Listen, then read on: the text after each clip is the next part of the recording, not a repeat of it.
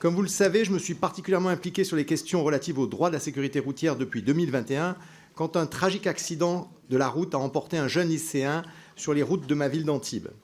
Pour tenter de répondre au fléau des chauffards qui tuent, avec notre ex-collègue Anne Brugnera, nous avons rédigé une proposition de loi transpartisane créant l'homicide routier. Votée à l'unanimité par notre Assemblée et adoptée en première lecture par le Sénat, l'étude de ce texte a été interrompue par la dissolution. Monsieur le ministre, alors que les comportements délinquants ne cessent de se multiplier, l'étude de ce texte, jugé prioritaire par la présidente de notre Assemblée nationale, doit reprendre son processus législatif.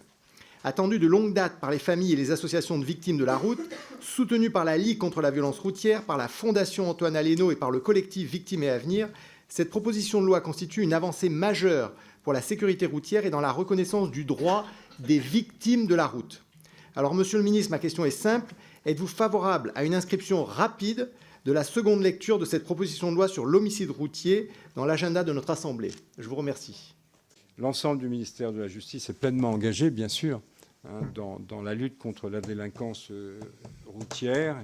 Et je suis tout à fait conscient des drames qui sont vécus et des conséquences effroyables. Ah oui, pardon, je vous cherchais. Sur les victimes et leurs proches, ce sont des situations qui sont malheureusement effroyables et souvent irréversibles. Bon, donc, et la délinquance routière frappe au hasard et sans discrimination. Donc la question de l'homicide routier fait partie de cette équation. Donc il y a un certain nombre de propositions qui ont été formulées. Il y a une PPL qui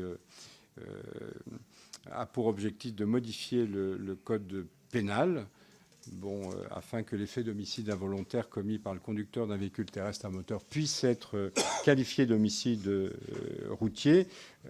De notre côté, nous sommes tout à fait prêts, bien sûr, à appuyer cela et à faire en sorte que ça puisse rentrer effectivement dans le code.